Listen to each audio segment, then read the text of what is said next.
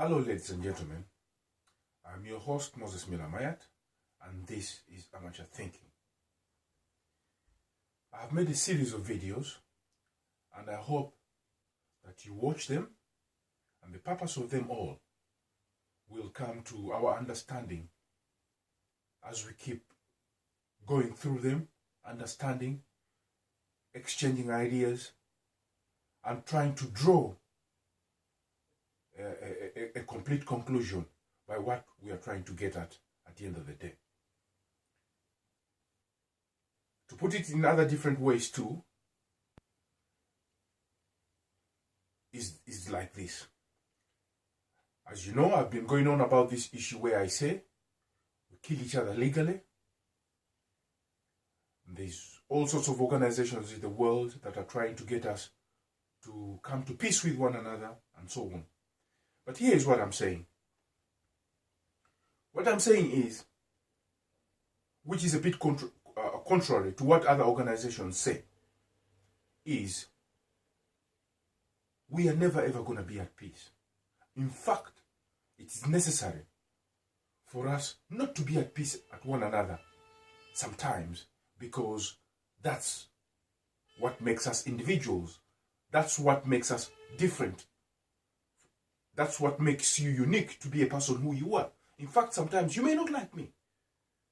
That's fine. I may not like you. That should be fine too, because we are unique people. We have differences. But that should not lead us to killing each other. In other words,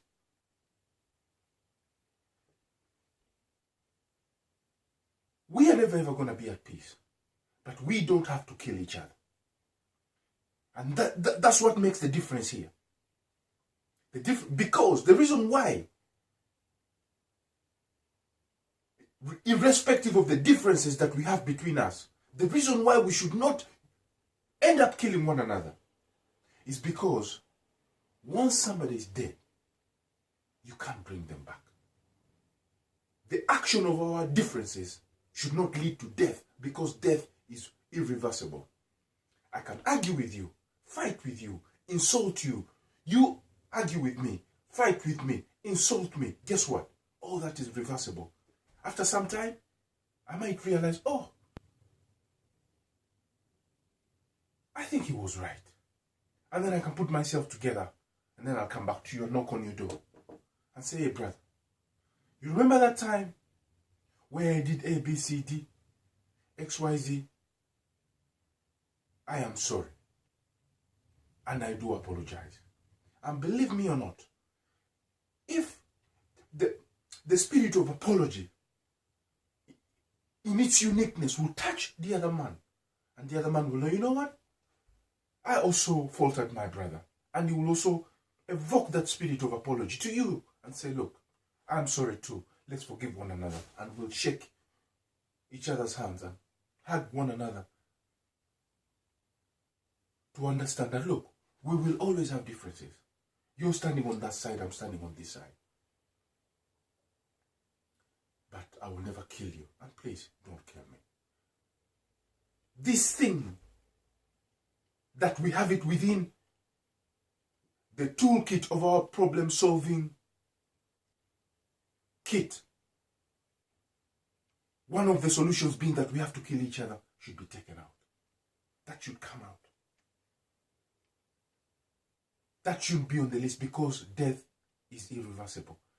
If I could bring you back, guess what? I would kill you and bring you tomorrow, or the day after tomorrow, on Wednesday or something like that. But I can't. Sometimes it's necessary for us to have differences, because I have a different viewpoint. But I repeat it one more time. That does not have to lead us into killing one another legally. And that's what this is all about. Within the toolkit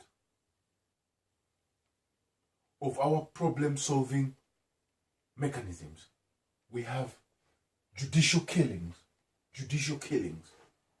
as one of the problem-solving things.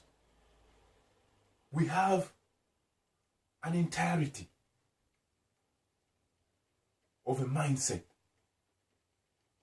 that as soon as there is a problem and it comes to a certain level, we engage them into them killing one of us. That is what we are trying to bring to an end. We don't have to do it like that. We don't have to kill. If I may put another argument to this, we have, since the dawn of our existence, we have succeeded in profiting from our cruelties.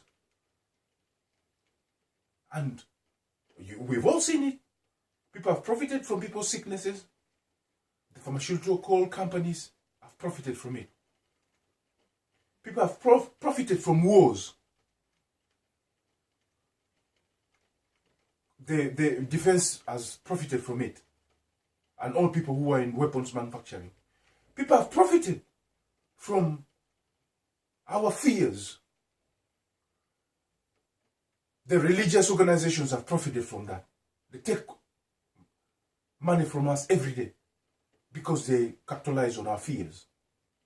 So we have all benefited from our viciousness. Now it's time for us to benefit from our goodness. We've seen the results of benefiting from our viciousness. It just breeds more and more conflict. It breeds more and more anger. It's a thing that is a never-ending thing. Now I'm telling you that if we capitalize on our goodness, it is also going to bring an endless of goodness. This is the difference here. We capitalized on our viciousness from the dawn of our existence. We have a very few people in the world who are very murderous, who have nuclear weapons in their hands, who have weapons of mass destruction in their hands. And the world we live in today is the product of that.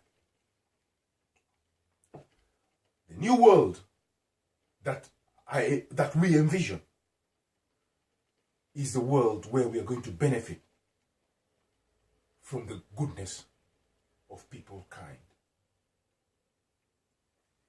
Now, I have obviously bringing this into a conclusion.